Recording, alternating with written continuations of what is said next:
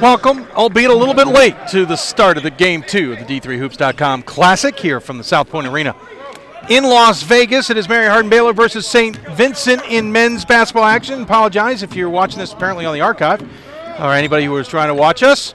We are 4 minutes into the game here, and it is a 9-5 lead for St. Vincent. We will get that score updated shortly on your screen.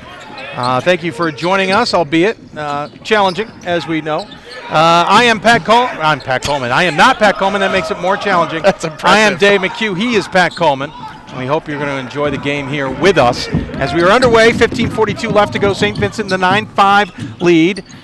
St. Vincent wearing their home whites with green numbers, yellow trim, moving left to right. Mary Hardin-Baylor currently with the ball wearing their purple road jerseys, moving with actually purple numbers and white and gold trim. Yeah. White and gold trim.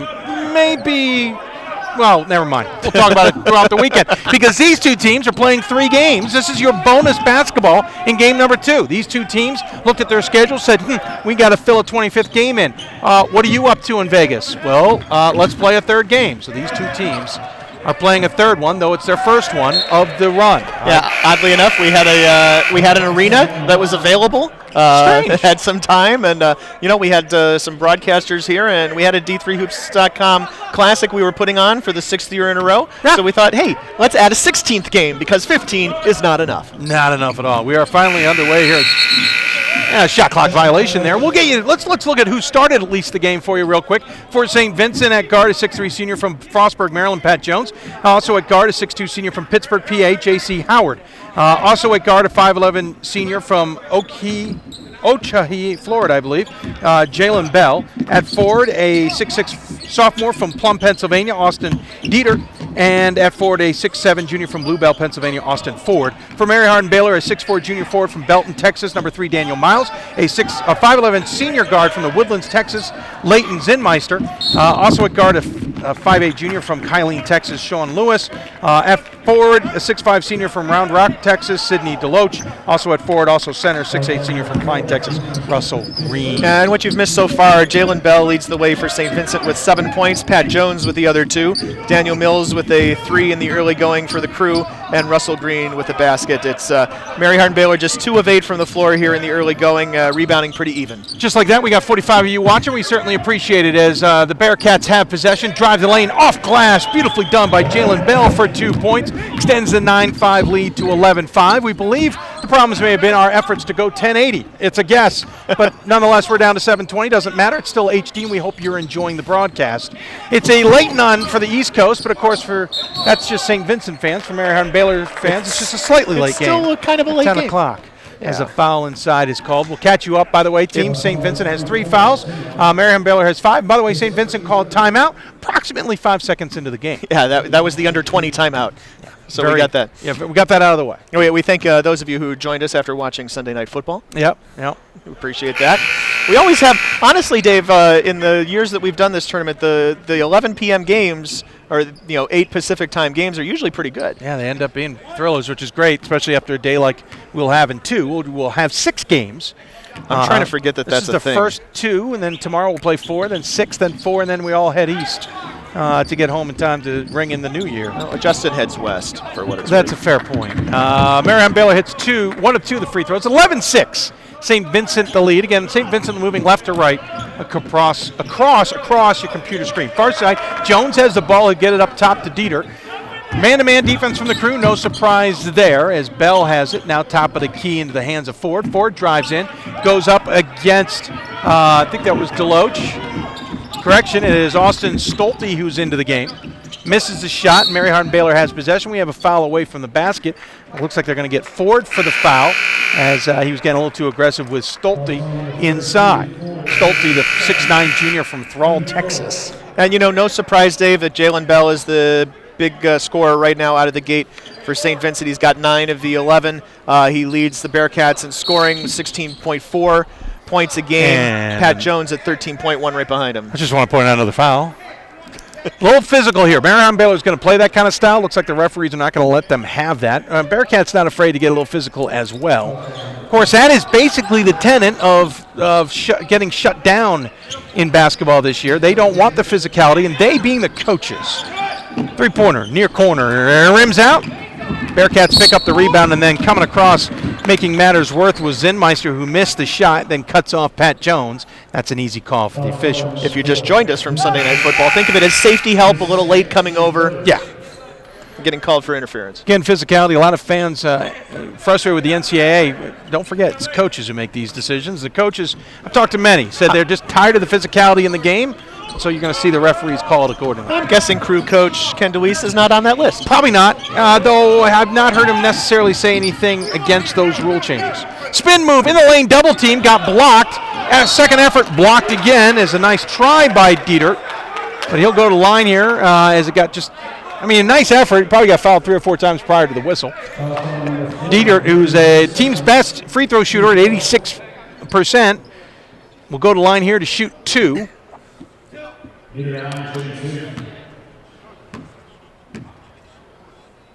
First ever game between these two programs as Dieter hits the first, and it's 12-6. St. Vincent in the lead. St. Vincent for a long time in NAIA power in the higher division, the Division 1 of the NAIA for basketball. Joined Division 3 now about a decade ago. 06-07 season was their first. That's about a decade. Yep. This is their 10th season in Division 3. Overall 174 and 75, and a timeout called by the crew as the second free throw was no good. It hasn't been shot yet, right? No. Actually, there was a timeout by St. Vincent, who have already used 2 of their 5 timeouts. While they say 5, they're supposed to have 6.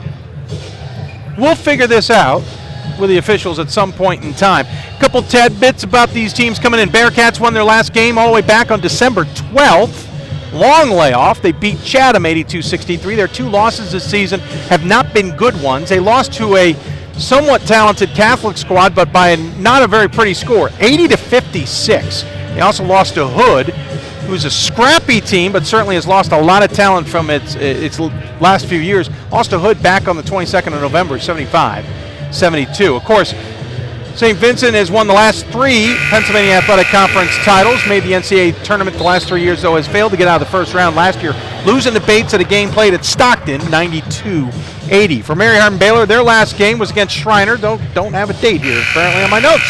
They beat them 74-69, ending a 2-game losing streak, though they have lost 4 of their first 6 to start the season. I also have a game here in the stats against Alma on the 19th of December. Oh, you're right. They did play Alma. I forgot about that. Thank you, sir. 113-97 loss. Out of the timeout, the crew have the ball. Bearcats playing a zone defense. Shot from Stolte is no good off back iron. Here come the Bearcats the other direction. Into the hands of Bell. They'll swing it around near side. 3-pointer on the way, and it's good for Dan Swinwell, the 6'2 senior guard from Greensburg, Pennsylvania. Good job getting open shots there for St. Vincent. Nice passing around quickly up ahead. Bearcats get the rebound off the shot. Sinwell wanted it, missed it, but a nice follow-up rebound by Swartout, who leads the team at 7+ rebounds a game, and it's quickly ballooned to an 11-point lead for St. Vincent. 3 from the other side, no good. Another rebound by the Bearcats.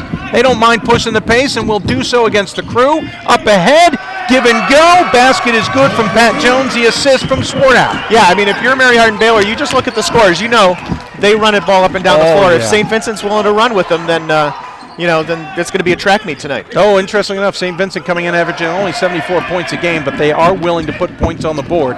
In the meantime, Mary Hardin-Baylor coming in 89.7 points a game, 22nd best in the country. However, that 89.7 is only 22nd best. However, they give up 92.3 a game. Which is 404th worst out of 415. Yeah, I don't normally put that in my notes, but when it's that low, it's worth a note. Yeah, well, it doesn't really talk about points per possession. Obviously, a lot of points per game and points allowed per game is dependent on, what kind of pace that the team wants to play at. So Mary Hardin-Baylor is going to play in a game. It's going to have a lot more possessions. A better metric would be something that just isn't really listed in Stat Crew. Mary Hardin-Baylor wholeheartedly subs here. Blaine Braunen into the game along with Cole Hopkins. Also Justin Gammill. Also in for the started the game and back in is Sean Lewis and Jalen Jury. Also before we got on air, we all missed me getting hit in the face with a basketball. And singing the national anthem, I should point out as well. True. And I caught the ball as well. I did see you with hands on the ball. So I didn't know what happened prior. Shot from the elbow, no good, just short by Howard. Steal, though, on the outlet pass by Sinwell. Nice pass inside. Contact, but no foul. Basket good by J.C. Howard. Has swore out again with a nice little look. He's got 2 assists for a man who only averages about a half assist a game. Yeah, nice little backdoor cut by Howard, and Swartout finds him all alone underneath. Remember this Mary Hardin-Baylor team, 2013 runner-up. They got into the ASC tournament, not winning the regular season, got in the NCAA tournament, winning the conference tournament, and then unranked, got all the way to the championship game before losing to Amherst. There's a nice little jumper there from Jalen Jury. That was the Atlanta game for those of you who... Yeah, it was. Yep. Terrific game. That was a tournament where Mary Hardin-Baylor came from double digits down in the second half in about all but one of those games leading into Atlanta. Drive the lane, basket is good from J.C. Howard, and the lead has exploded to 24-8. Well, St. Vincent's not missing much right now. They're shooting 9 of 17 from the floor, 2 of 4 from downtown, and they're getting offensive rebounds when they're missing. They've rebounded half of those missed shots. A foul's going to be called here on Sinwell as he reached in on the driving Braunen. Braunen, a 6-foot junior from Baytown, Texas. Majors exercise and sports science. Hopes to be a coach in his future. Got a good coach on the bench in Ken DeWeese. 17th season at Mary Hardin-Baylor, 307 and 137 his career, as the first free throw is good. Checking into the game for the Bearcats, number 35, Mike Simmons, and back into the game, number 4, Pat Jones. But back to DeWeese, 6-time ASC West Division Coach of the Year, and obviously taking an unranked team to the championship game in 2013. Couldn't have been any easier to pick him as Coach of the Year, and that year for D3 Hoops. Second free throw is good as well. Double digits now for the Crusaders, but they trail by 14, 24-10. Bearcats have the ball into the hands of Swartout on the far side. He'll body his way into the block, but loses possession of the ball. Here come the Crusaders the other direction. Looking for an opportunity is Jury. Jury will shoot it from well outside the three-point line. Doesn't seem to bother him, though, as he sinks it and cuts the deficit to 11. It'd be interesting to see what St. Vincent does with the pace here. Now that they've got a significant lead, right? You see them throwing the ball around the perimeter a little bit more, setting up, running their offense. If transition isn't there for them, I would expect them to try to... It's too early to shorten the game, but you get what I'm saying. Three-pointer, Pat Jones ends the mini run by the Crusaders. 27-13 now the lead. From the elbow, shot off early in the possession by Jury is no good. Offensive rebound. We'll go NBA range here for a 3. No good from Lewis, the 5'8 junior from Kylene, Texas. Probably not the shot Ken DeWeese wants, but Ken's sitting there watching his team at this point. And the way he subbed, I can already tell, he's still trying to figure out this unit and what they have and what they don't have.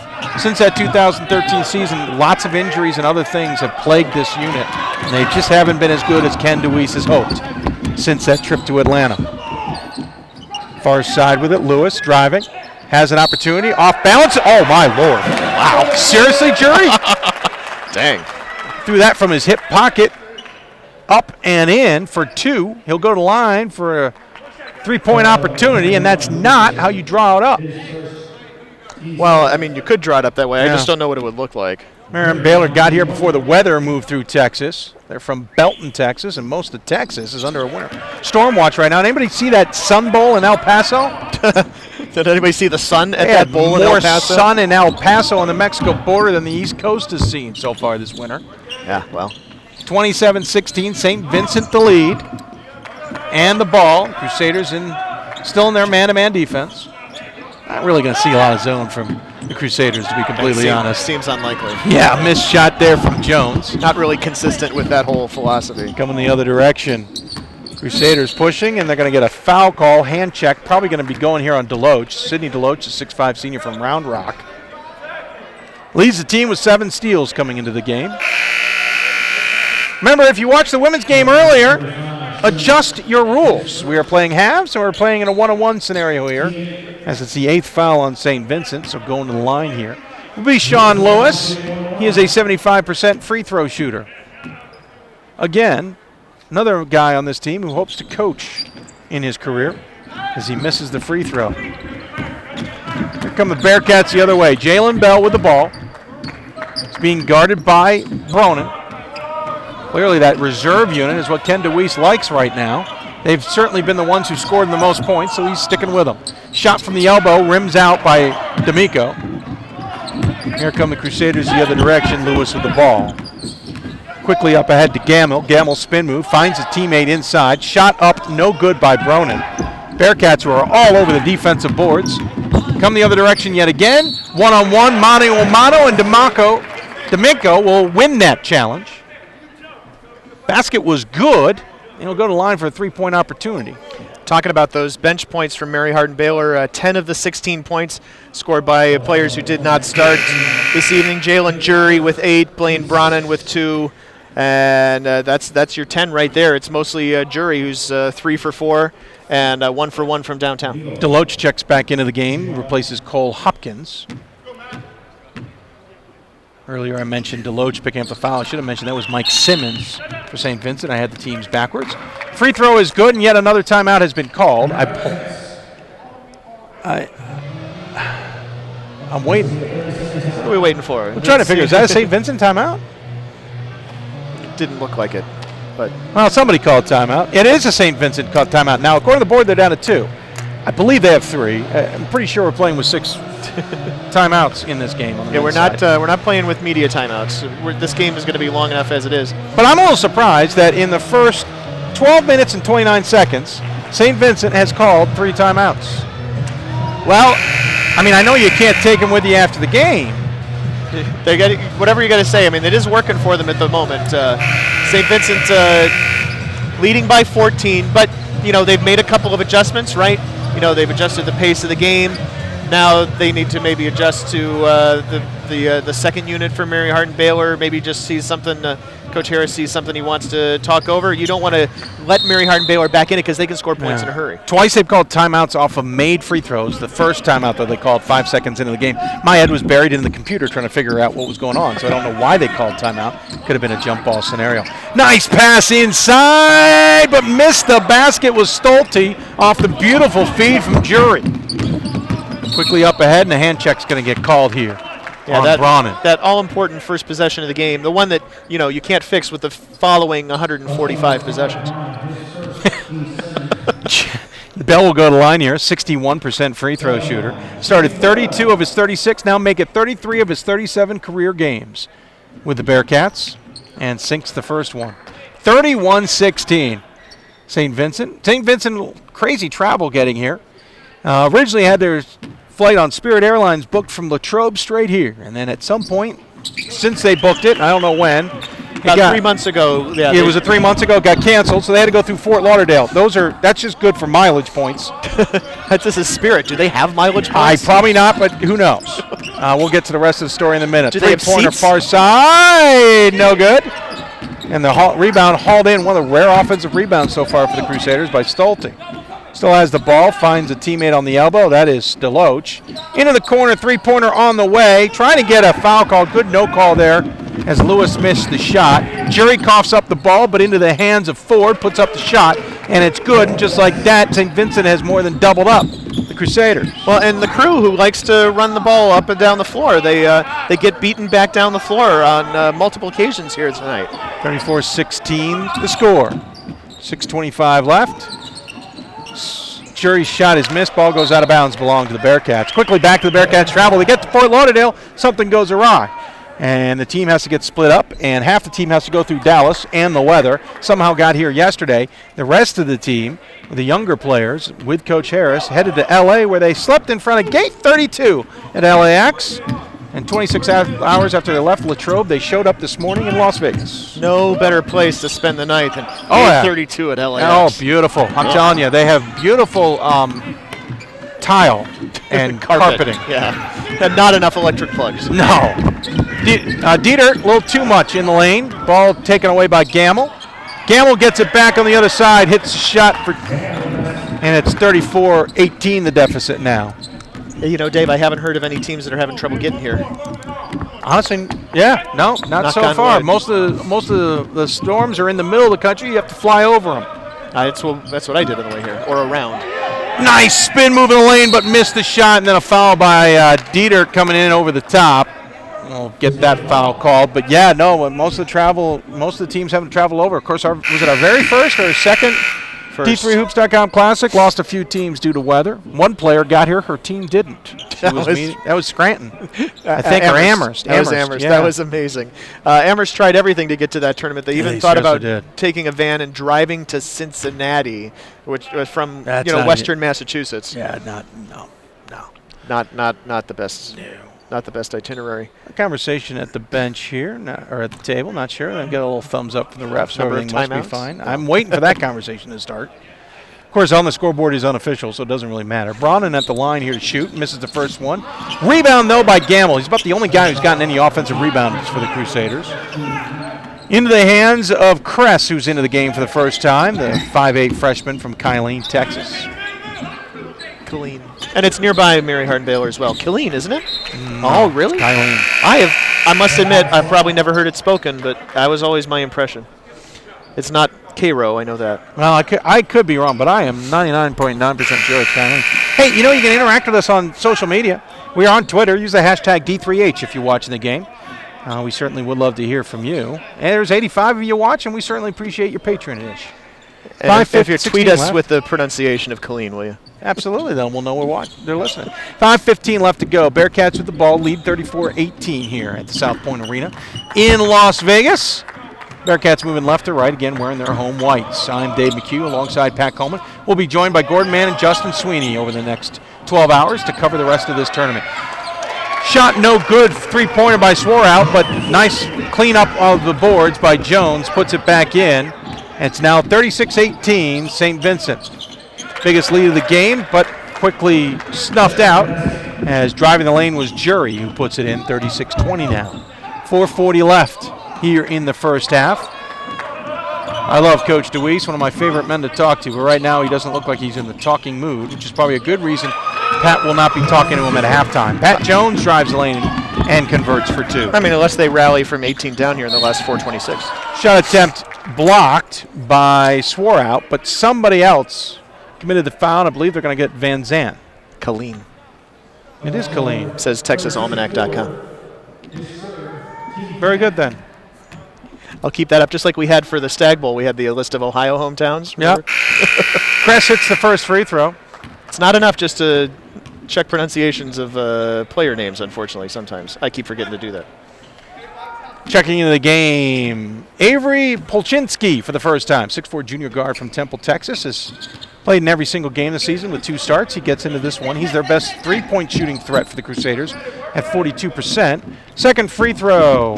Well, the board thought it went through. The board says it didn't. I'm going to go with the board, 38-21 for now. 38-22, that's why, because I was looking at the wrong board, everybody. It's only the second game. This could bode well for the rest of the tournament. Shot from the elbow, up and good from Jones, who's certainly having a good game here.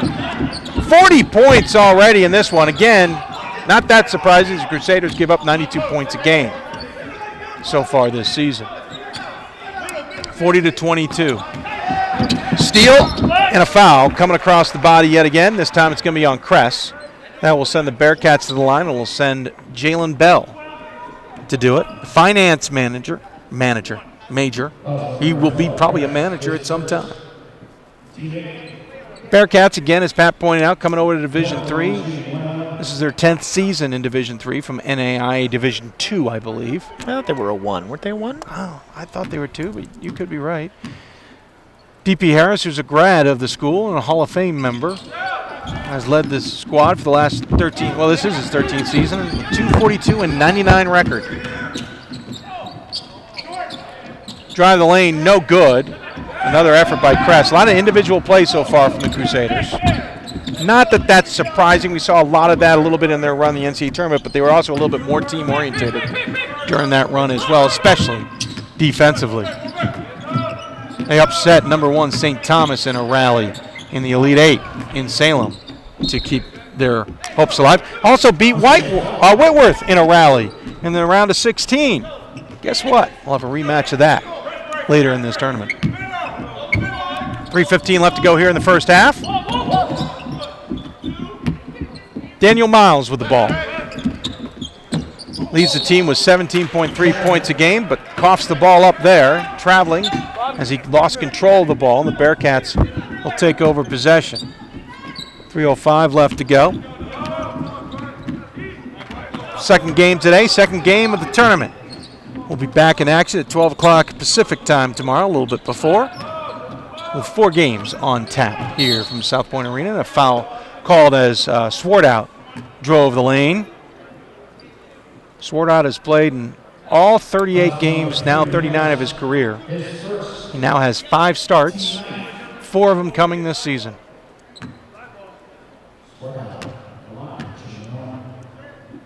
First free throw is good. 41-22. Bearcats the lead.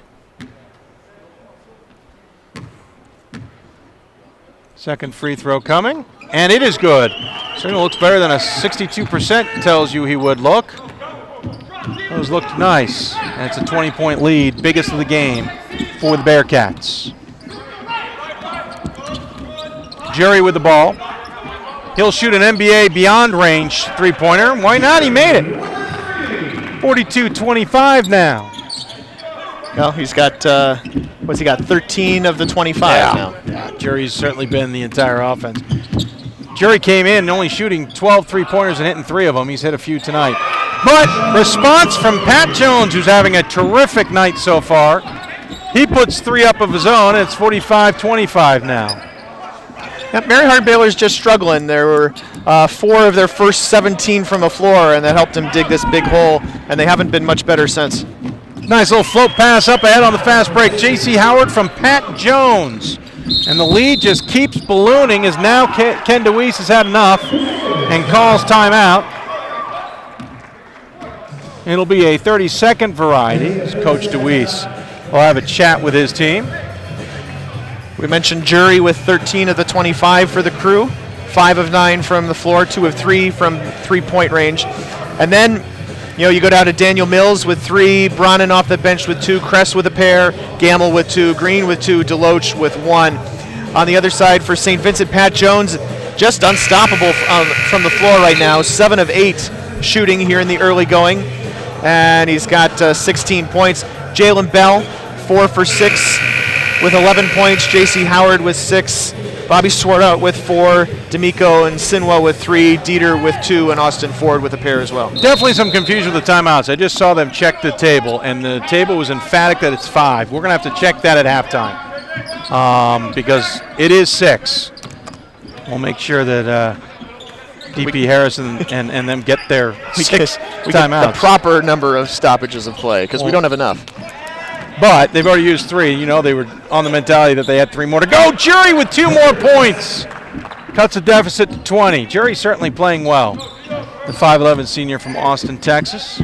How many points has he got? This will be 15. Well, he's already got a season high. His last high was 10 against Trinity back on the opening game of the season on the 14th. Traveling violation, though, on the other side of the court for the Bearcats, Dieter, and that will cost him those 2 points he had earned. Crusaders with the ball. Kress with it, far side. Splits the double team, or half-hearted double team. Comes over, reverse layup, gets it to fall after getting hit in the head by Swartout. So Kress will go to the line for the opportunity of the old-fashioned three-point play.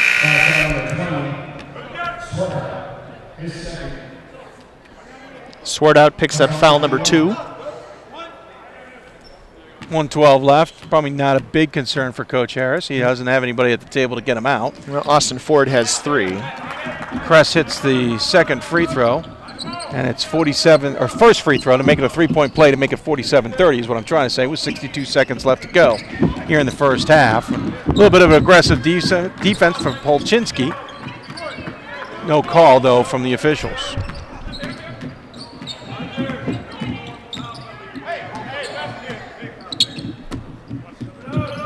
Into the hands of D'Amico here. Comes to the top of the key. 9 seconds on the shot clock. In the hand, Bell has it now. Goes baseline. A little too much body from Kress. Are they going to call him? Yeah, it's Kress. Kress will pick up the foul. 47.9 seconds left. We'll have double bonus here.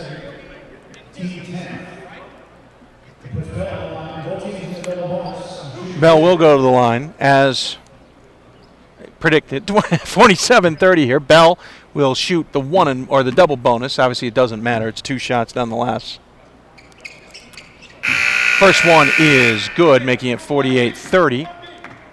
Now checking in for the Bearcats, Blaine Bronin, and he'll replace Polchinski.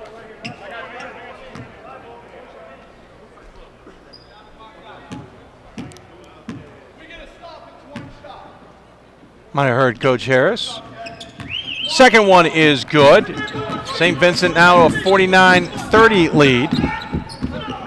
Pat will talk to DP Harris here coming up before the break. Kress with the ball, drives in the lane, puts up the shot, but then if he had gone with his left hand, he probably would have gotten 2 there. But he went back to his right. Foul will bail him out here, but nonetheless had an opportunity, had a good shot opportunity on the far side, and couldn't get it to fall because he's stuck with his right hand. Kress will go to the line here to shoot 2. Kress coming in a 69.7% free throw shooter and hits the first one here. 49-31 the score. 36.3 seconds left in the first half. Second one is up. That one rattles in for Kress. Bearcats inbound the ball. Shot clock differential of about 5 seconds. Certainly they'll probably hold on to this a little bit, but Mary Hardin-Baylor may get another chance, or they're going to get a chance now as an illegal screen is going to be called. I think they called D'Amico with that. Correct. Thank you. So it is his 3rd foul. So the Bearcats will deal with a few guys in foul trouble, as with the Crew, starting the second half. Kress will bring the ball across the timeline. Shot clock is off, so they'll most likely hold for a final possession, though Crusaders do like to push the tempo, so that might be difficult. Aggressive defense from St. Vincent. Nice drive by Jury. Gets the kiss off glass. Wasn't for Jury. This game would probably be a little bit more out of hand. 3 seconds left. Shot from Bell. Rims out. No good. And at the half, St. Vincent, the 49-34 lead on Mary Hardin-Baylor. Hasn't been close from the beginning. And Pat is now joined by DP Harris. Pat. All right, thanks a lot. Coach, first of all, great first half for you guys, up by 15. How do you feel about the pace of this game for you guys? Our travel here. It's pretty fast. So for us, we just really want to keep running up and down the court, get stops, and get them into one and done. They're really good. They just started off a little bit slow. You have a couple of guys in foul trouble, and obviously pace of the game might dictate how that goes. How do you feel about how that might affect you? Well, some young kids might have to step up, but we haven't had trouble all year. I thought the game was refereed excellent, so I'm not too worried about the foul trouble. All right, back over to Dave. Thank you. Thanks, Pat. And again, at the half, it is a 49-34 lead for the Bearcats. Coach DP Harris doesn't mind the officiating. He's not going to mind how his team is playing right now. We'll see what they do at halftime to make adjustments. It's really more important to see what the Crusaders do as well. We're going to take a break. We're going to kill the audio only because we don't want YouTube to yell us about the background music. But we will keep the score update, keep you informed. In the meantime, we're going to take a break. When we come back a little bit closer to the beginning of the second half, we'll have stats and more. You're watching the D3Hoops.com Classic from the South Point Arena in Las Vegas here on D3Hoops.com. St. Vincent leads Mary Hardin-Baylor 49-34. Back with more in a few minutes.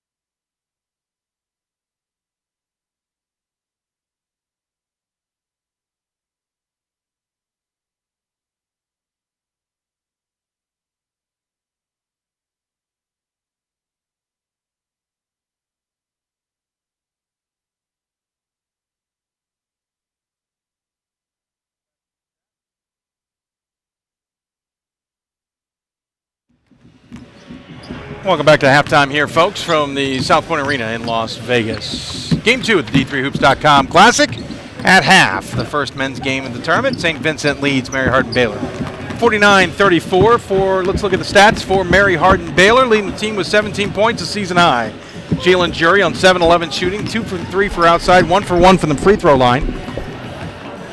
Second on the team with 7 points is Demarius Kress on 1 of 4 shooting, but 5 for 5 from the free throw line. Daniel Mills has 3.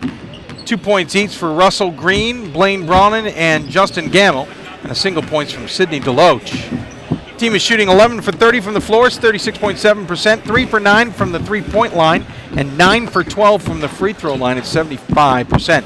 For St. Vincent, their 49 points are brought to them by Pat Jones on 7 of 8 shooting, 2 for 2 from beyond the arc for 16 points, 13 points from Jalen Bell on 4 of 6 shooting, 1 for 2 from beyond the arc, and 4 of 5 from the free throw line. 4 points for Bobby Swartout, 3 points each for Matt D'Amico and Dan Sinwell, and 2 points each for Austin Dieter and Austin Ford. Leading rebounders, there's 4 of them with 4. Dieter, Ford, Bell, and Swartout, as mentioned, with 4 rebounds. Team is shooting 18 for 32 at 56.3%, 4 for 8 from beyond the arc, 9 for 12 as well from the free throw line at 75%. St. Vincent has 6 assists to Mary Hardin-Baylor's 3. Turnovers, it's Mary Hardin-Baylor 8 and St. Vincent 7. Points in the paint, St. Vincent 24, Mary Hardin-Baylor 14. Points off turnovers, Mary Hardin-Baylor 13-10. Second chance points, St. Vincent 6-0. Fast breaks, St. Vincent 4-0. Bench points, and this has been key because Ken DeWeese went to his bench and stuck with him.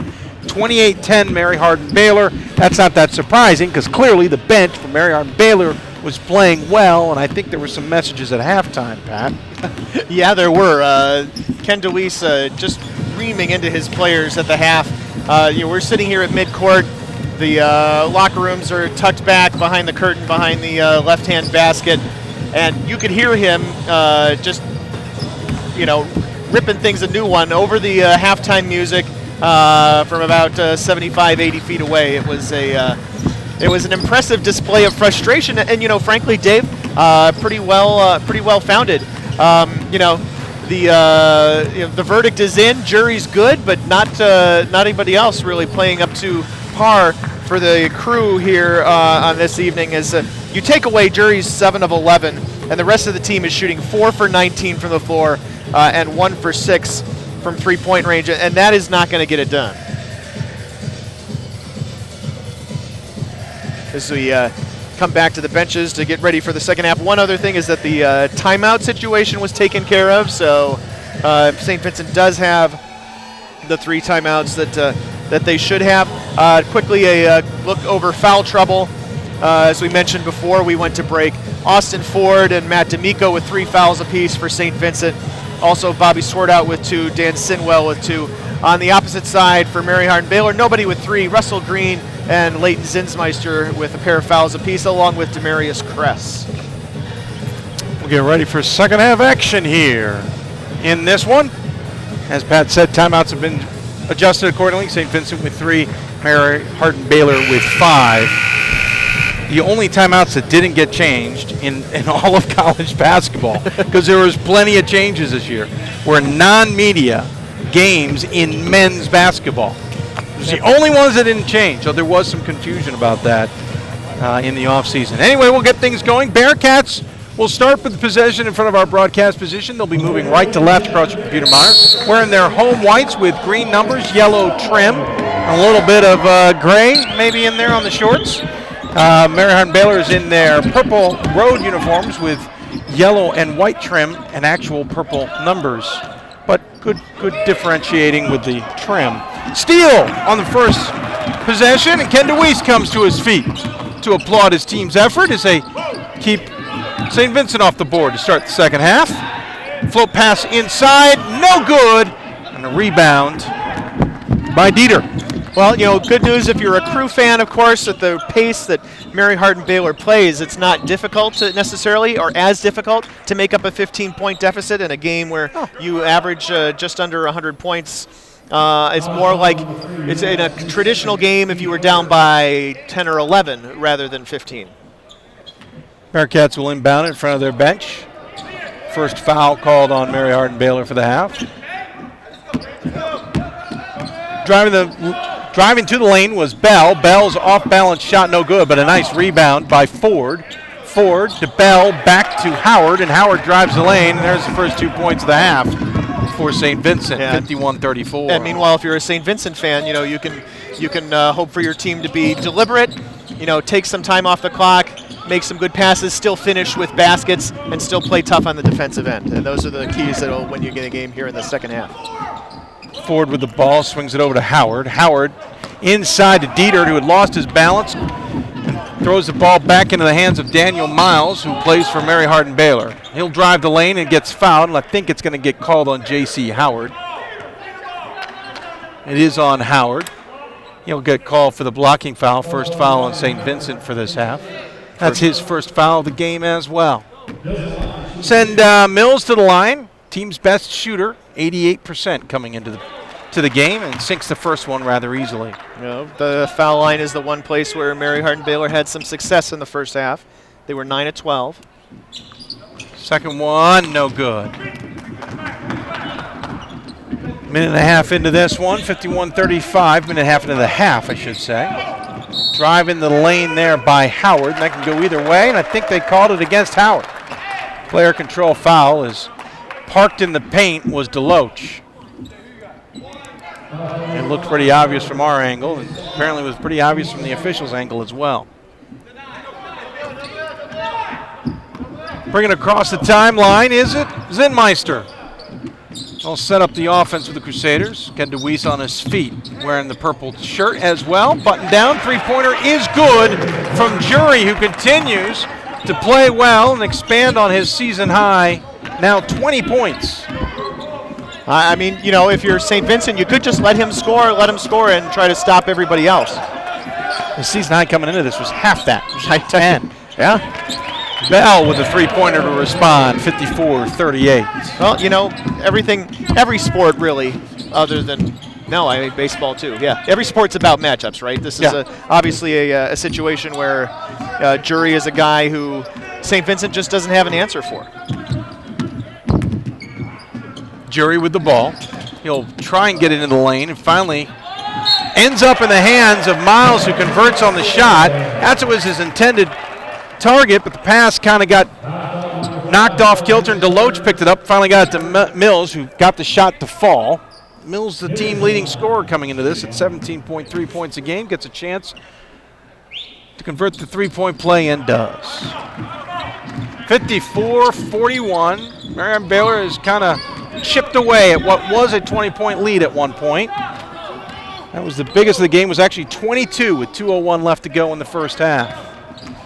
So they have cut it to within 13.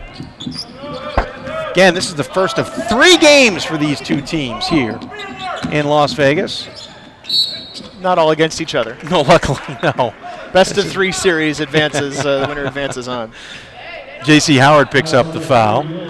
No, the two teams will play 3 here because they had to fill out their 25 games and couldn't do it. And for Mary Hardin-Baylor, that is tough to do down in Texas. Mary Hardin-Baylor will play the next 2 days and then take Tuesday off before playing Wednesday. As for St. Vincent, they will take Monday off and will play their last 2 Tuesday and Wednesday. Shot from the elbow, up and good from Pat Jones. Pat Jones having almost as good a game, right? Yeah. No, Pat Jones having a very as Jalen Jury, just the fact that he's not the only one having a good night for the Bearcats. I'm not sure who they just called that foul on. They indicated 5, but it was Jones inside. That's not going to be right. They just called a guy Howard. Howard wasn't in the play, I didn't think. But they called it on Howard, and no one's arguing it. So he's going to go down for his 4th foul with 16:52 left here. Most likely going to take a seat for a long period of time, especially in a game that's pretty much not out of hand, but Bearcats are somewhat in control, though Crest just hit a 3 that's going to make it a little more interesting, cutting the deficit to 12 here. Hardin-Baylor is dangerously in that zone of could just make this a run and catch the Bearcats sleeping a little bit. Oh, absolutely. It's been a pretty good second half for the Crew, in fact. I think that impassioned speech from DeWeese that we all could at least audibly hear, not necessarily make out, maybe making a difference, is a nice defensive board there by Green. And quickly up ahead to Deloach, who sinks the shot. And look at this. It's a 10-point deficit. They've cut that 22-point deficit in half and then some. And a little bit of excitement out of the bench as well. Shot blocked. Quickly up ahead. Here come the Crew. Rebound and basket good by Green. And it's an 8-point deficit. The Crusaders have come alive.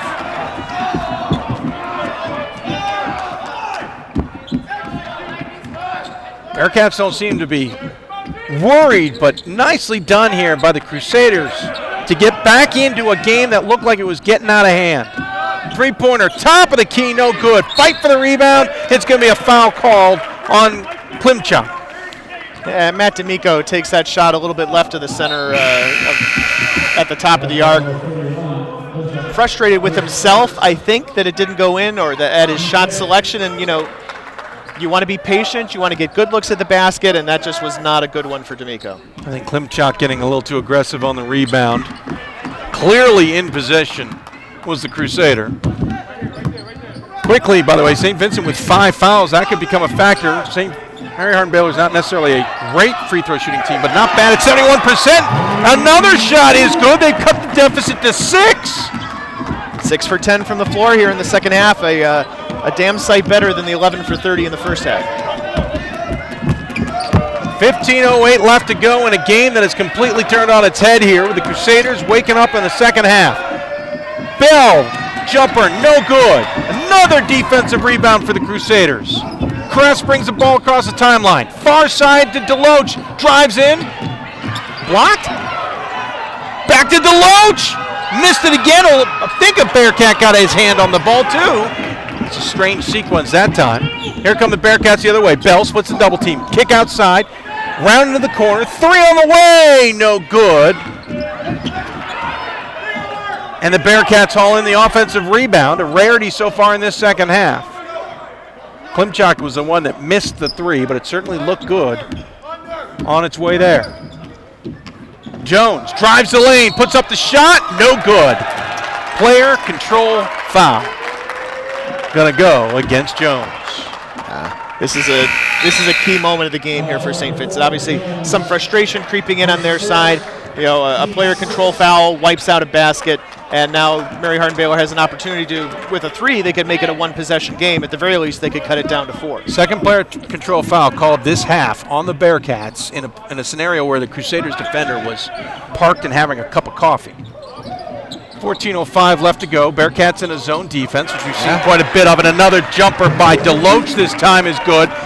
4-point deficit. Apparently, if you want your team to get back into a game, have Ken DeWeese talk to him at halftime. I'm not sure talking is quite you the might word. have been.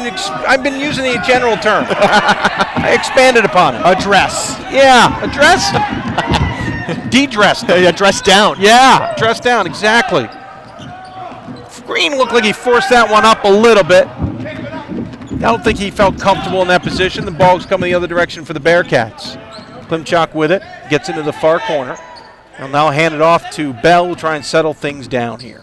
Bell, the leading point scorer, assist man, and steals guy for the Bearcats. Top of the key, three-pointer! Oh, halfway down and rims out for Pat Jones. Crusaders playing with confidence, trailing by 4. Kress brings the ball across the timeline. Well, if you're going to have confidence, might as well shoot it from 30, right? Yeah. Unfortunately, hit the front iron. Not sure what Jones wanted to do, but it doesn't fall. Puts up the rebound, and that doesn't fall, but he'll go to the line here to shoot 2. Seriously, how far out was Kress? I said 30, and I'm thinking I was underestimating. The buffer on the video isn't long enough for me to check. Oh, I could scroll back, but it would probably take too long. One thing I did want to point out, though, Dave, even though Mary Hardin-Baylor is getting out-rebounded here in the second half, not nearly as badly as they were in the first. 7-5 getting out-rebounded here in the second half, and I'm sure that's a big part of it, too. When you push the ball up and down the floor, obviously increase the pace of the game. You want to make sure that you still take care of the basketball. You can't completely sell out and not try to rebound the ball at all. You gotta get some of that. You gotta get some of those boards. Even if you don't win the rebounding battle, you gotta be competent. 2 free throws are good, making it 58-52. Crusaders taking on the full court press and breaking it easily. Green with the ball, gets double teamed. Kick out, I don't know how he saw him, but nice pass by Lewis inside to Bronin, who's fouled on the shot attempt. Bronin's just his 5th game of the season. Bronin will go to the line. He transferred from Victoria College and Sul Ross State, eventually finding his way to the Crusaders. This is his 5th game of the season. Shot is up and good. We got a ball game.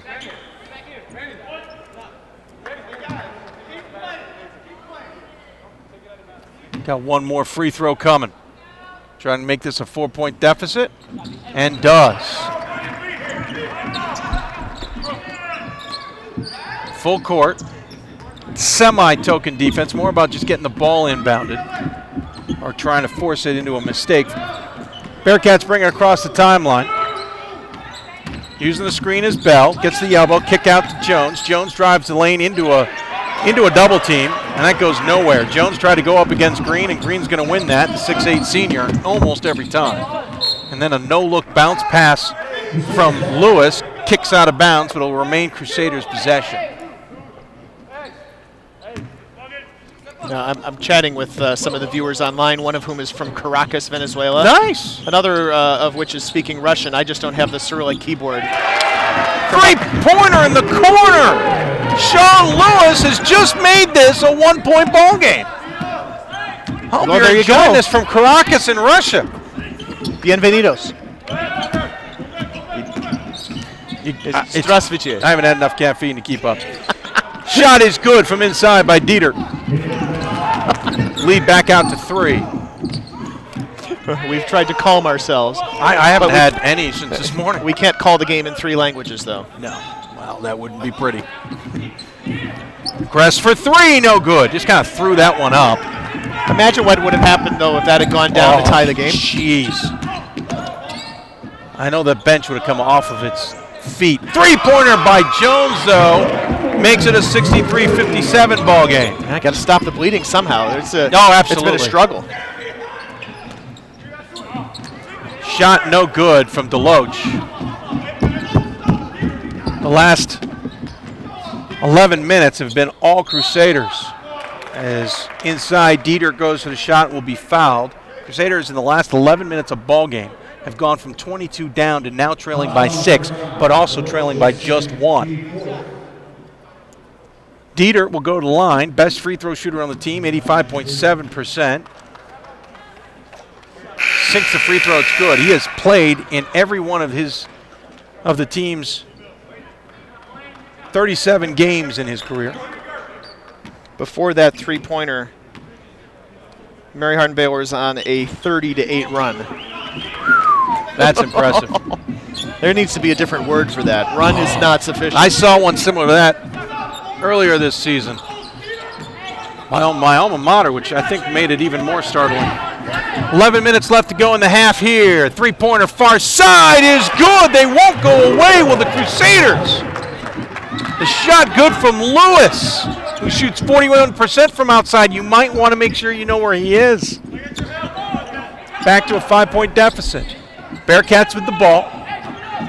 Top of the key to Jones. Swinging around near side. Back to the top. That's all in the hands of Klimchuk. Now back to Jones on the near side. Drives in. Oh, nearly stripped by Zinsmeister, but there's just no way he was going to get to that ball on the far side of the body without coming across an arm in the process. Calling it a shooting foul, so Jones will shoot 2. I assume you're chatting with them on the YouTube page, Pat? On the YouTube channel, You can yep. chat with us there. You can also use the D3H hashtag if you'd like, which is surprisingly fallen silent. One of the viewers wants to know our opinion on which team is better overall in skill. I think it probably, Tough call, right? That's tough. That's why I threw it to you. Yeah, I mean, individual skill, I mean, there's certainly some some very good skill shown by, as a timeout called here by the Bearcats. Individual skill, the Crusaders certainly have a bunch of guys on that team. One-on-one certainly are going to, good dribblers, good drives in the lane. I think as a team unit so far we've seen better play out of the Bearcats, skill-wise in that sense, understand the defense and offense. But with this Crusader run here to get back into the game, it certainly shows that they can play as a team as well. So I think you got two very different teams, very different styles, very different sets of skills here. You know, Mary Hardin-Baylor, even when we saw them in 2013, much more of a individual skill set, much more athletic skill set in the sense of jumping and driving the lane, versus the Bearcats are more of a half-court, know their shots, know when to find the guy open type scenario. So different skill sets on display here. 67-60 St. Vincent in the lead. I'm Dave McHugh. He's Pat Coleman. Game 2 of what will be 16 total. First game for what will be 3 for these two teams. If you missed it, again, both these teams need to fill out their 25-game schedule. For Mary Hardin-Baylor down in the ASC in Texas, it's hard to do that sometimes. Both teams were coming here. Both teams need an extra game. And they said, can we borrow the arena? Well, borrow might be the wrong word. For an extra game, and they made the arrangements. So both teams playing their first game here. This is our bonus game, even though it's their first. Both teams will have 2 more of their regular, what would win their regular games coming up. Drive Mills into the lane, lost the ball, gets it back, finds Green somehow. Green puts up the shot, does not get the call. Here comes St. Vincent the other way, 67-60. Interesting break in the action there. St. Vincent didn't do it during the run. He kind of took it after the run. We'll see how that changes things here for the Crusaders as we are now halfway through the half. 10 minutes left to go. Jones far side, trying to beat Jury. Jones with a shot. Jury got his hand up there. Well done defensively, and Jones missed his shot. Ball goes out of bounds, will belong to the Crusaders. I mean, relatively good possession, right? Ball moves around. They get a decent look at the basket, just didn't get it to fall. Well, I thought actually there was a terrific job by Jury there on defense. Just able to get up there and close out the shot a little bit better than Jones was expecting from Jury. And it made him alter it just enough that he missed what probably was an easy shot for him. Mills with the first shot on the free throw is good. Missed on the one-on-one. So it'll remain 67-60, 9:45 left to go. Mills, of course, again, one of their best free throw shooters, so that's a rarity. Top of the key, D'Amico with the ball. Gets it over to Rivera and into the corner. Back up to Swart out, drives in, kicks out to Jones, but can't get there. Jury intercepts. Jury, 3, no good. And Swart out fights over Mills for the rebound and hands it off. Rivera. Yeah, Mills sort of in position, crashing his way to the basket, just didn't have enough control to get his hands on the basketball. Rivera nearly loses control of the ball. Able to get it to D'Amico. Drives in using a little bit of shoulder. And Swart out, fights for the rebound. Now they're going to call Green for the foul. Green can't believe it, but that's one of those unfortunate things. You end up on the ground and you end up running into a player. It's going to be a foul whether you were purposely doing it or not. Yeah, he ran into him as Swart was trying to rebound the basketball. Swart dribbled out of it, and since Green was basically leaning on him, he fell to the ground. Yeah. Elbow shot, no good, and a good offensive rebound with D'Amico. Drives in, and Mills is going to get called for the foul here. And honestly, it's going to thwart what had been a terrific defensive effort by Green. That's 4th on Mills. Mills hasn't exactly had the greatest of games. Comes in with team's leading scorer at 17.3 points, but he's really not been a factor on offense. D'Amico misses the first free throw, and coming into the game now will be Deloach, who's certainly been much more a factor on the offensive side, and he'll replace Mills. Mills has had a better second half, though. He had 3 points in the first half in 12 minutes. He's had 4 points here in the second half, and another rebound. So he's filled out a little bit. D'Amico hits the second one, 68-60. So the run by Crusaders is kind of calmed a little bit. They're now down 8. As ball will be tied up. Wow. I think there's a scrum on the floor there. There's a single leg takedown and then 1 point for the reversal. Yeah, pretty much. A little rugby flown in for good measure. Yeah, well, I mean, no bad tempers at least. No, Lewis is on the floor. He doesn't have control of the basketball. The defender sees an opportunity. He just has to kind of jump over him to get to the basketball. Yeah. Lewis will go to the line nonetheless. 75% free throw shooter, sport management major. He's hoping to get some points here for the Crusaders and get this run they're on kind of restarted. And that one used about all the rim it could before bouncing off, and will belong to the Bearcats. Just checking back into the Bearcats is Klimchuk and Bell, and taking the seat are D'Amico and Rivera. Lewis 0 for 2 from the line tonight. Rivera probably felt like he was at home, by the way, on the flight here. He's from Pembroke Pines, Florida. He thought probably flying to Fort Lauderdale was no big deal. And Bell's going to get called for the offensive charge. Lewis was guarding him close. Bell didn't like the attention and threw out the elbow. And anytime you throw the elbow out and it's that clear, the ref's going to most likely call it. So 10 team fouls. Yeah. Obviously not shooting in a player control scenario. Yep, but from here now on, double bonus for a team that shoots 71% from the free throw line. And it's kind of struggled tonight, and definitely struggled in this end of the floor. Having 2 shots will give him a better opportunity to at least convert one of those. Green drove, was blocked. Deloach to the rebound, gets it to Jury. Jury finds Green and hits the shot. That's the best look I've seen from Green here in the second half. He had a shot kind of early in the second half where he just didn't look like he was very strong with the basketball. He had a better look from the baseline that just didn't fall for him, but that was a nice finish. 8 minutes left to go in the game here. Bell having trouble with Lewis in his pocket. Can't shake Lewis. Finally drives the lane. Somehow the ball came loose. No whistle. Jones has it just inside the free throw line, misses it. D'Amico fights for the rebound. That's Dietert, I apologize. Fights for the rebound, can't get the shot to fall, and Green's able to keep the ball alive to get it to Lewis. Now Deloach has it. Zinsmeister thought about the 3, passes up to Jury, who buries the 3. Down by 3 now are the Crusaders. I kid you not. Late in the first half, didn't think we'd have this kind of second half.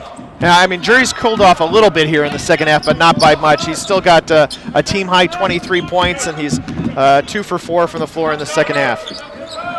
Bell inside to Swartout. Swartout muscling his way on the baseline. Then Zinsmeister is absolutely taken out by Dietert. And Zinsmeister is going to go down to shoot 2.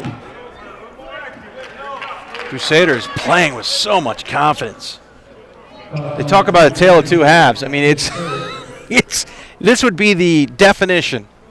Look it up. They got a video clip. This would be it. So shooting 2 here to cut this to within 1 if possible for Zinsmeister.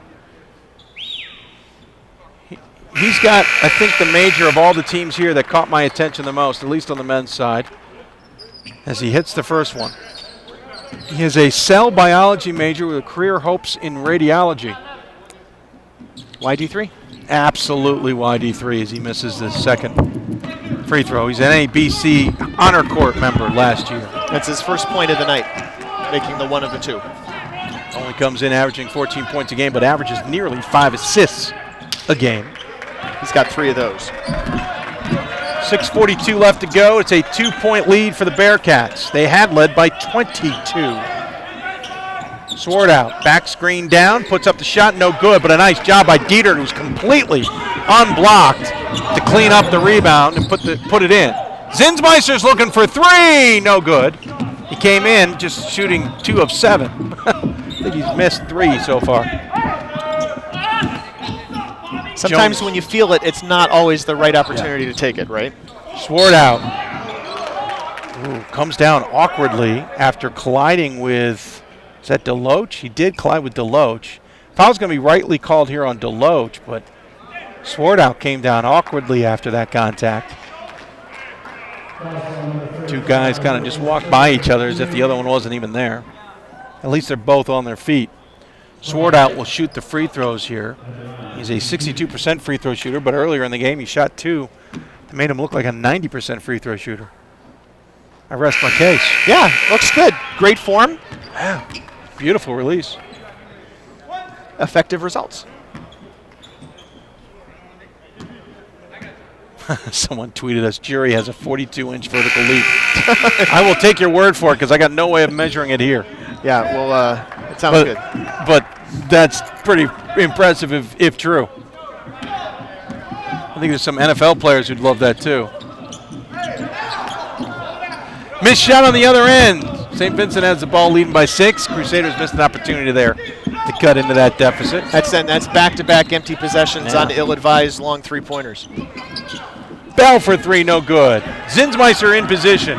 They'll push the pace. No numbers here. Zinsmeister is going all the way in, then throws a pass that the entire community knew he was going to throw, so Bell still steals it. Bell, the other direction, controlled himself to sink the shot, and the lead's back up to 8. 18 for Bell, but the steal was big. Crusaders coming up ahead. Nice feed inside. Cannot get the fall. Rebound can't get tipped in either. As for the first time today, we're seeing, or in the second half, we're seeing Gamble and Stolte into the game. And Gamble nearly had it fall, and then Stolte nearly got it to go in off the rebound. But again, another opportunity, no points. Yeah, pace of the game though. You gotta get some of those guys out. You gotta get a blow for some of those players because some of those guys off the bench who did really well in the first half, or at least they were part of the second unit that did really well with Jury, right? They've got to step up and contribute, or at least maintain the status quo and let Jury do his thing. First shot is good. Lead up to 9, biggest it's been since really early in the second half. Crusaders got to be careful not to let this one start to slip away, as it's now a 10-point lead. A game they had got to within 1. Starting to slip in the other direction. Kress with the ball. He'll drive the lane, forces up the shot, doesn't fall, can't cut the rebound. And another opportunity. You can see a couple of players on the bench put their hands in their head like they're seeing these opportunities getting missed because they're almost back out of sync again like they were in the first half. Yep, 60-57 it was not that long ago, and it's a 19-6 run the other way for St. Vincent. Missed shot by Jones. If you're Crusaders, don't panic because you haven't gotten a couple shots at the ball. Go back to what worked earlier. That didn't work. Kress shoots the 3 and misses it yet again, and a foul's going the other way. He's getting too aggressive on the rebound was Austin Stolte. Well, Ken DeWeese holding on to his timeouts. If you've got guys who need a break, if offense is getting stagnant, if things aren't working, this is an opportunity to take one of those. I need to look at your chart to find out how many more games Ken DeWeese has won than I have. 307, so he's won 306 more than I have if you count 5th grade CYO. He's also won a lot in junior college where he was if we're going to count very good in junior college in Texas, won quite a few championships. A timeout called here by St. Vincent off the make. They're back up to a 12-point lead in a game the Crusaders looked like they were in control of here in the second half. It is flipped yet again in the other direction, and a full timeout is called. Well, and the coach speak on this, right? You expend so much energy to get back into the game when you're down big, and then when the time comes to make that final push, maybe you don't necessarily have the energy. I don't know about energy necessarily. They certainly did not make good decisions with the basketball for a stretch of 3 or 4 possessions here about in the last 2-3 minutes. Well, another coach speaking, a lot of coaches say this, and when I discuss it with them, is a lot of times you get into that run, you close the gap, you get there, then a couple possessions don't go your way, and you start pressing because you feel like, oh my gosh, we've been on this run, we got to keep it running. Now you make some bad decisions, and it goes the other direction. Now this is one of those occasions where in reality, just stick with what you've got. Just because you've had a couple bad possessions doesn't mean you can't get back into sync. What happens is you get out of what was working, you start pressing, and now you dig a hole even deeper for yourself. And it's hard to get out of that one now. So I think that may be what's happening here with the Crusaders, but we'll keep an eye on what happens coming out of this timeout. So with 4:50 left, St. Vincent's got the 12-point lead. But that timeout might have been better time for the Crusaders than it was for the Bearcats. Coming out on the floor for the Crusaders, it will be Jury, along with Kress, Gamel, Stolte, and Lewis, and most of those guys were not involved in the run in the first place. So Kress has the ball. You hear the call boxing one. Don't know if that was because they recognized her or it was a defensive call. And Lewis hits a three-pointer. Big coming out of the timeout to cut the deficit to 9. He didn't have. It turned out DeWeese didn't have to take a timeout, right? He got St. Vincent to take one for him. He got it for him. And St. Vincent only has 1 left, so he's got 5 left. So he might be in the catbird seat, at least in the timeout scenario, if they can get on a run here. Swartout drives the lane and yet again hits the deck in an awkward manner. And a player control foul. Third time this half the Bearcats have been called for barreling over a Crusader in the paint. That's his third foul on Swartout, who comes up hobbling. He has twice in the last few minutes hit the deck hard in the offensive zone. But here come the Crusaders, trailing by 9 the other direction. Bearcats extending the defense out beyond the arc now. Getting a little bit more aggressive. Gress will take advantage of the open space, drives the lane, no good. And Jones hauls in the rebound, will get it back to Bell. Bell, crossover, hauls it back out. Can't get it inside to Ford, who had nice position. Harris has called a new play, and I suspect they're going to again to try to slow down the pace of the game and get some passes off. Absolutely. Swing it over the far side to Bell. Bell will use the pick from Dieter. Bell kicking to the corner, back up top, now into the hands of Howard. Howard on Lewis, puts up the shot, cannot get the fall. Big rebound by Stolte. Jury now has it, crosses the timeline, will drive in on a defense unexpected, and he hits the shot to fall. Yeah, and now is injured.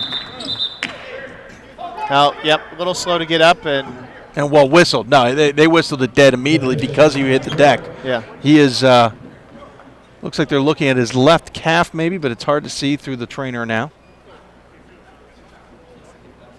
Ken DeWeese comes over to check on his man, who has had an awesome night. Came in with 10 points on the season as his high and has shattered that number. He's got 25 of the 71 points, 10 of 17 shooting, 4 for 8 from three-point range. Other guys have stepped up here in the second half. Demarius Kress has had a pretty good game. Sean Lewis has had all 9 of his points here in the second half. Russell Green has had 6 of his 8 in the second half. But they can't, I suspect they will have trouble winning this game if they can't get Jury out there pretty quickly. Jury comes off on his own power, though certainly grimacing a little bit. Might be one of those proverbial high ankle numbers, as that's where they were looking. That would be bad. Those are the worst. 4 to 6 weeks. Those are the worst, but sometimes it's just landed awkwardly and they'll get them retaped and get them back out there. Nonetheless, St. Vincent's going to have to do it without him because I can't imagine they're going to get a tape job done that quickly. You mean Mary Hardin-Baylor, but St. Vincent has an opportunity here while the Jury is out in order to... I was trying to find a spot to use it and used it first. I've got 3 other things for other games this weekend. Just wait up. No, I'm going to try and now beat you. Jones with the ball. Well, he's out Mills into the game, by the way, for Jury. And a shot by Howard falls well short. The Crusaders get another possession there where the Bearcats can't score. Gamble drives the lane, realized he was in trouble, looked for help, but dragged his pivot foot. And it's a missed opportunity also for the Crusaders. It's 78-71 now. St. Vincent lead, 2:49 left. Time running out for Mary Hardin-Baylor. Swartout in, Dieter out for the Bearcats. Jones with the ball, being guarded by Mills. Now into the hands of Bell, being guarded by Lewis. Back to Jones, far side. Drives the lane on Mills. They're going to get a hand check called on Mills away from the basket and before the shot attempt. Doesn't matter, it's still a double bonus, so a 2-shot scenario anyway.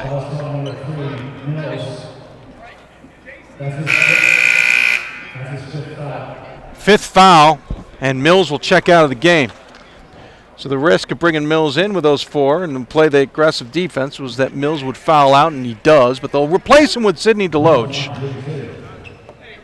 DeLoach has had a pretty decent game, though hot and cold. But Jones will go to the line here to shoot 2. The first one is good, and we got one more coming, 78-72. Correction, 79-71. Second one is good, and it's now 80-71 with 2:34 left. Crusaders need to make another push, and they're going to have to make that push now. Lewis, 3-pointer off the dribble, no good. DeLoach the rebound, gets swatted out from his hands by Swartout, but back into the hands of a Crusader. Kress drives the lane, Swartout hits him, but he hits the shot, he'll go to the line for an opportunity to the 3-point play. Kress, a 69.7% free throw shooter, 14.8 points a game for this team. Gets that one to fall. Gets one shot here for that to cut this to a 6-point game. And it's good.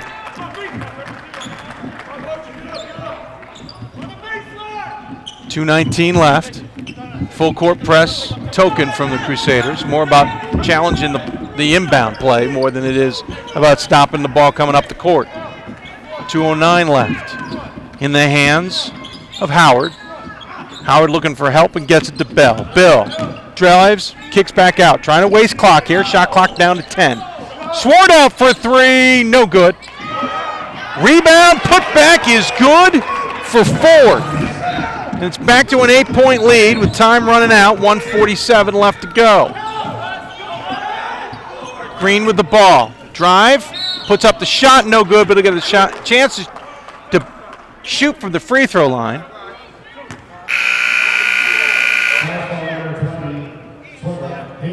Swartout now fouls out with his 5th foul of the game. That will change things a little bit for St. Vincent, as Coach D.P. Harris will take advantage of the shouldn't be timeout. Granted, it's down to now 15 seconds, and already he's got his players in, but we'll have a free throw shooting scenario here for Green, who is only a 54.8% free throw shooter this season. He's also a former NABC Honor Court member last season. Jones has not entered the game, but he's at the end of the bench as Green hits the first free throw. We should mention the 29 points for Green, for Jones. For St. Vincent. I get Jones and Jury confused in my head. My Jury update is not much. He's coming back into the game. It looked like they were just trying to massage out a cramp or something like that rather than anything else. Well, that's good news. Timeout called off the missed free throw, or off the made free throw. It's 82-76 as Jury checks back into the game. Well, if he's able to go at 100%, there's certainly enough time for him to have an impact on the game. Mary Hardin-Baylor is the team that called timeout. Now trailing by 6 with $1:41 left. Back to the career high. That was for Pat Jones, 29 points. He was an all-pack second teamer last year. His father, Bearcat ball alumni. So he played men's basketball for the Bearcats. Jones following up on the family tradition with 29 points tonight of the team's 82, and they lead by 6 in the game that they were dominating at one point, led by 22 late in the first half. The Crusaders got an impassioned, we'll use that word, half-time speech from Coach Ken DeWeese that we may not have heard what he was saying, but we all heard he was saying it here in the hall. I mean that seriously. Music was being played, and we could hear Coach DeWeese talking to his team. It worked because they came roaring out in the second half, cut it down to as close as 1, and now trail by 6. And now the aggressive man-to-man defense, and Bell nearly gets his pocket picked by Kress, who tried to do the old patented reach from behind and pop the ball loose to a teammate move, but he got just a little bit too much of Bell's body in the process. You got to be perfectly timed to get that to work. Bell will go to the line, though, to shoot 2 instead. At least the clock is not running against the Crusaders here, but Bell hits the shot. He can make this a much tougher 8-point game here shortly if he hits the second free throw.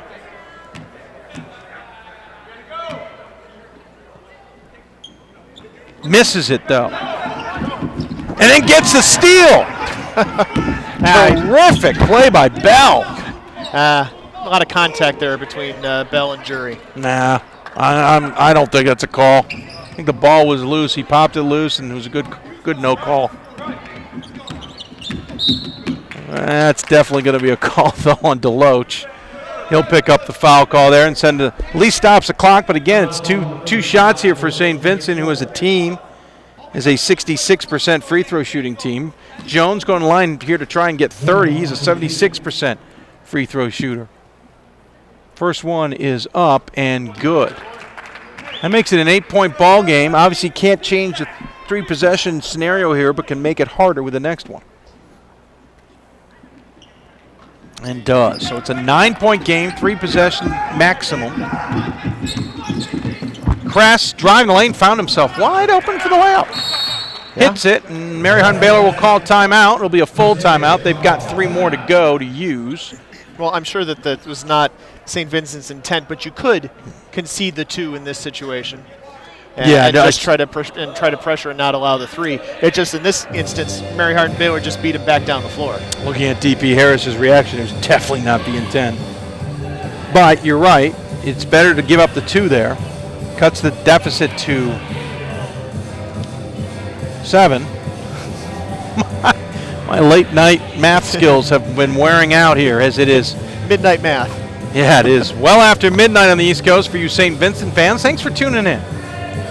Your team's playing pretty well as we got another game to go. We've got 2 games for them to go.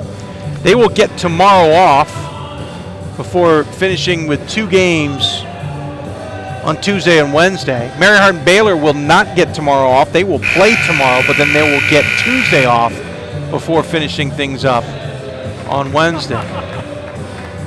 Yeah, I mean, that's we talk about this being bonus basketball and being tough, but it's 3 games in 4 days for both of these teams. And Mary Hardin-Baylor has to turn around and come back out here at 4 o'clock tomorrow afternoon Pacific time.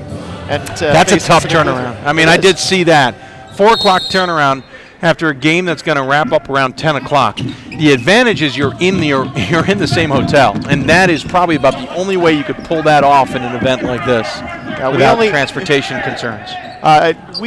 Dave and I and Gordon and the folks only set the pairings, not the game times. Yeah, no. Those are dictated more about schedules and arrivals and departure times. As Crest tries to get aggressive to get the steal from Bell, but Bell will hold on to the ball and go to the free throw line here with 52.2 seconds left.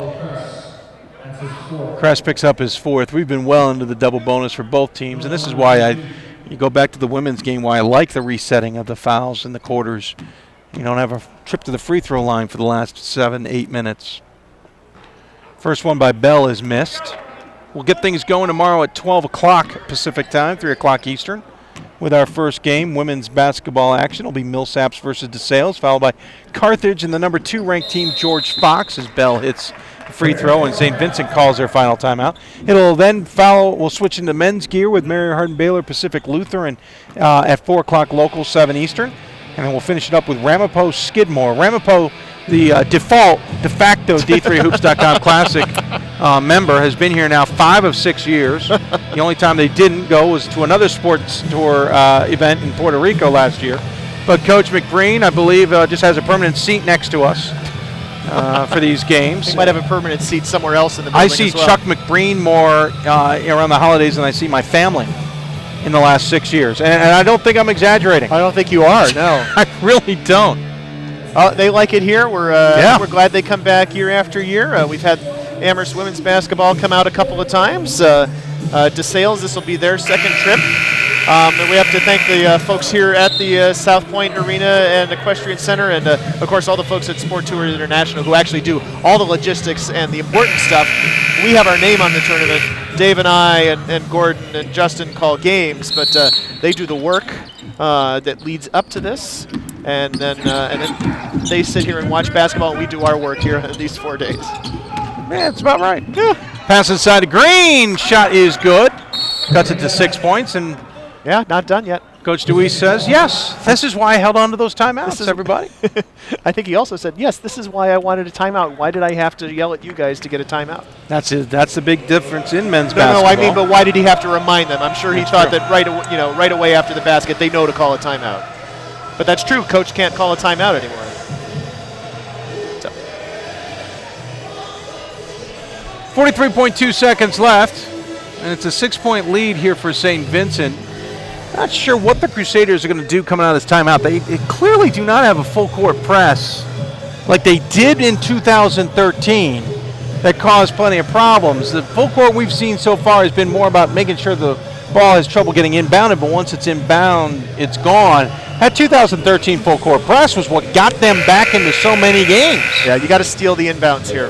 That's because they don't, unless they throw a press in here that we haven't seen yet, they don't have that 2013 version. Well, we'll see what they come out with here. Pat Jones will inbound the ball. He can move the baseline because it was off a made shot. Bell broke that easily and then gets run over by Green, who then barrels into Cress. Bell's just too quick. They brought someone over to try to trap, but he was about 4 steps late. Yeah, absolutely. Yeah, they tried to get him pinned in the corner, and Bell was gone. So Bell will shoot 2. He was 1 for 2 the last time at the line a few seconds ago. And misses the first one. So they'll get one more here, but can't do much more damage than making this a 7-point game. Granted, that makes it a 3-possession ball game, so it's key with 38.4 seconds left. Free throw is up. No good. Rebound by Jury. So still a 2-possession ball game for the Crusaders. There's hope. Jury around, drives, off glass, and good. Another timeout called by Coach DeWeese. He's got one more in his pocket after this one. 4-point deficit. We'll see what happens here. Yeah, a key pair of missed free throws. Bell has had a really good night. He's got 20 points, but they really needed one of those two to go down. Instead, he's just 6 of 11 from the foul line in the night. And in all honesty, Dave, he's pretty much the only non-bright spot from the foul line for St. Vincent. St. Vincent has missed 8 free throws on the night, and Bell has 5 of those. And most of them here in the second half. He was 4 for 5 in the first half, so 2 for 6 here after halftime. They're going to definitely need to figure out how to stop the ball from getting inbounds and up the court first. Okay. But they've still got a chance here, trailing by 4, and a free throw scenario is only going to make it 6 at the best. As St. Vincent women's basketball team, who's here, is having some fun. Well, I tell you, Mary Hardin-Baylor just doesn't have the speed defensively to do man full court pressure. And if they don't have a zone press, which we have not seen so far, and they're not lining up in one right now, they're going to have a real hard time. They also don't have the size they had in 2013 either. Jones actually struggled a little bit to get it inbounds, but finally does to J.C. Howard, who then fouled by Jury. Just his first foul. Thank you. Wasn't sure if you were pointing. Pointing. It's the one finger. Which finger would you prefer, Dave? And send Howard to the line here. He's only taken 2 free throws entering the game this season. And none in the game. And misses the first one. That is big.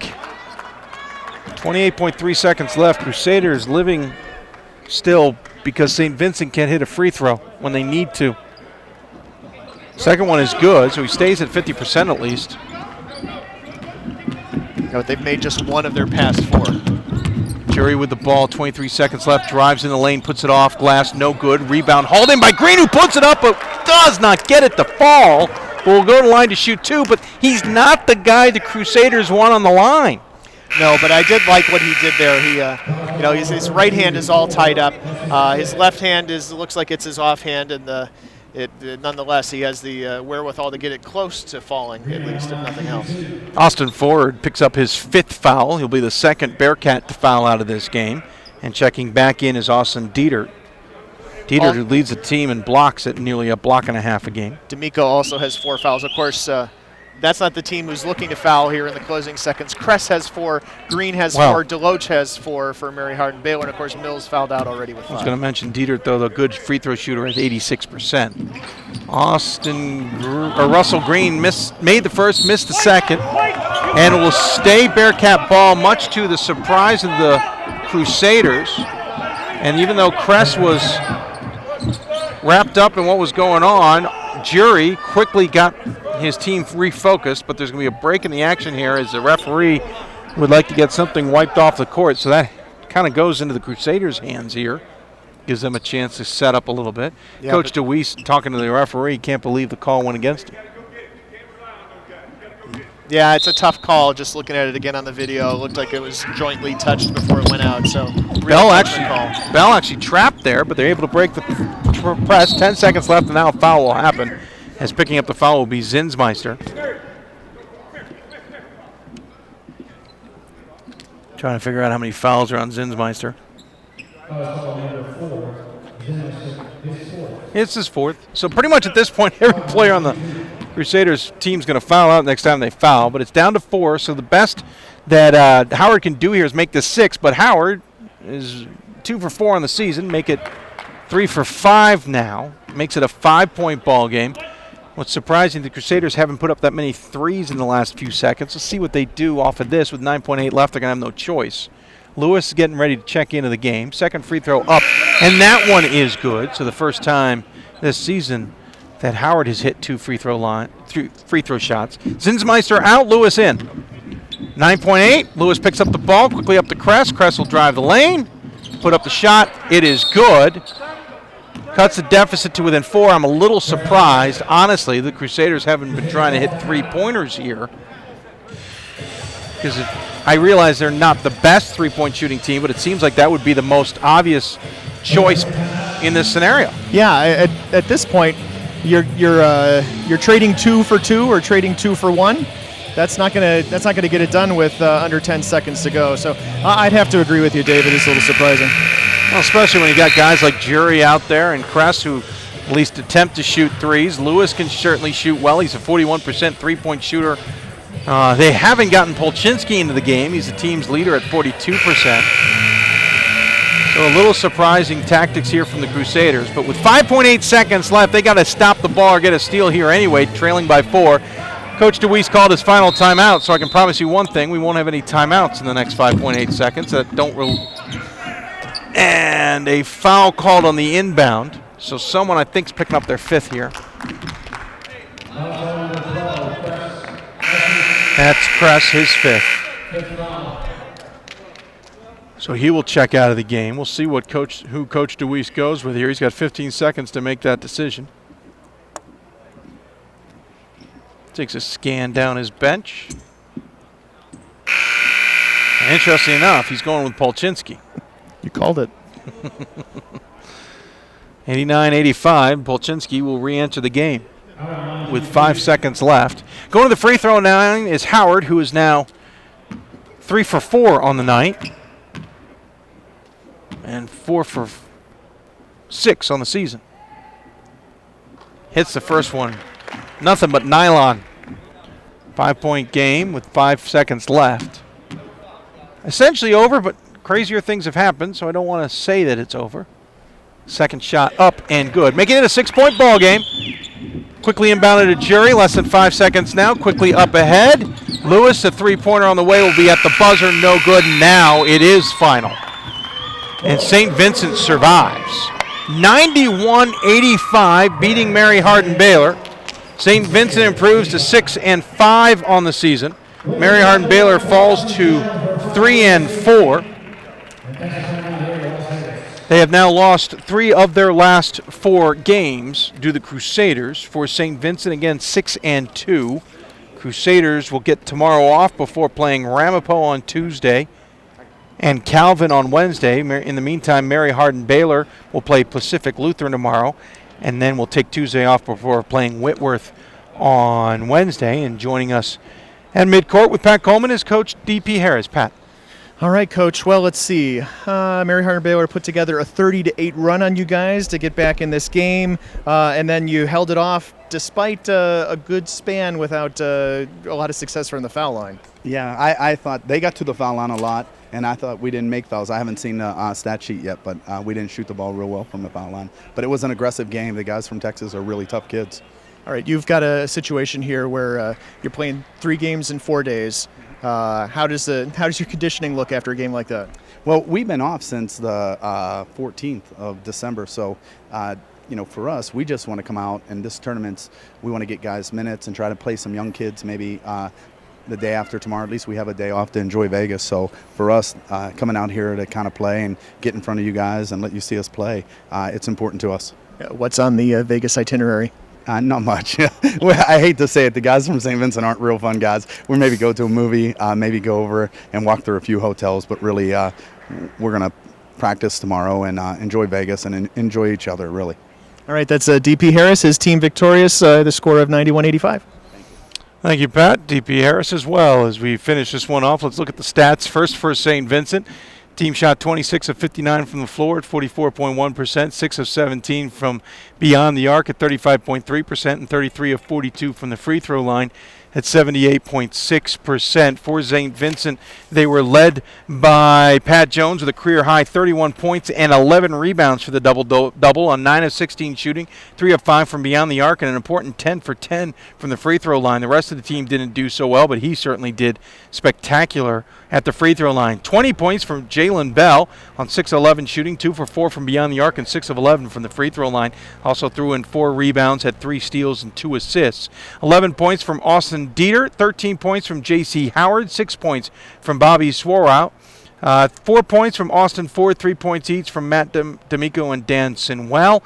Team, as we said, shot 44% for the game, 35.3% from beyond the arc, and 78.6% from the free throw line, which is actually far better than their 65% average on the season. For Mary Hardin-Baylor, they were led by 3 players in double figures. Jalen Jury with 27 on 11 of 19 shooting, 4 for 8 from beyond the arc, and just 1 for 1 at the free throw line.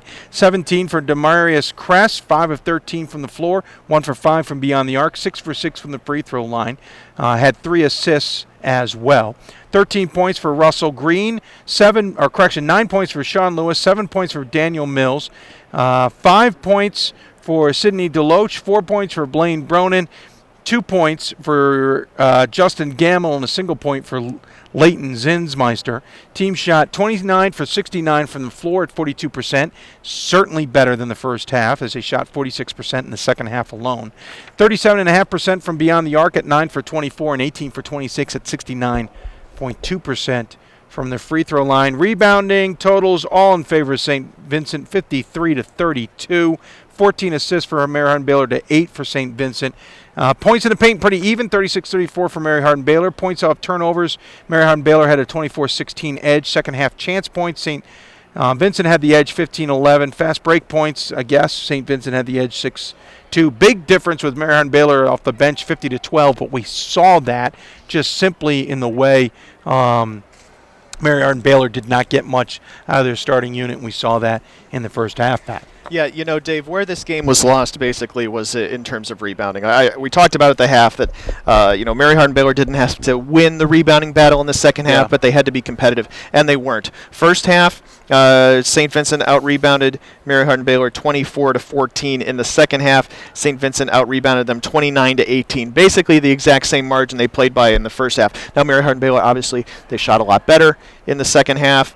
They took better care of the basketball. They turned the ball over just 3 times in the second half, but just wasn't enough to overcome the fact that they could not get, they could not get the second chance shots that they needed, especially considering that they missed 40 shots and only had 9 offensive rebounds. That's a huge deficit that they weren't able to make up. Even though St. Vincent only had a minor edge, Dave, in second chance points, the way that Mary Hardin-Baylor could have gotten into this or could have won this game and come out on top is by getting some more of those second chance baskets, and they just did not rebound well enough to win this game. Though, if you need a second half rally and get your team woken up, call Ken DeWeese. He apparently knows how to get it done. 22 minutes left to go in the first half. Team trailed by 22. They cut it to within 1 early in the second half. Another point to point out, St. Vincent wins 91-85. This was a Mary Hardin-Baylor game. They averaged giving up 92 points and averaged scoring 89 points. This was a game played at Mary Hardin-Baylor's style and scoring efficiency, but as the points and the stats show as well, it was also yet another loss for Mary Hardin-Baylor. Big night, though, for Pat Jones, right? The career high, 31 points. Great night for Jalen Bell with 20, even though he missed a couple of those key foul shots that could have put this game away a little bit earlier.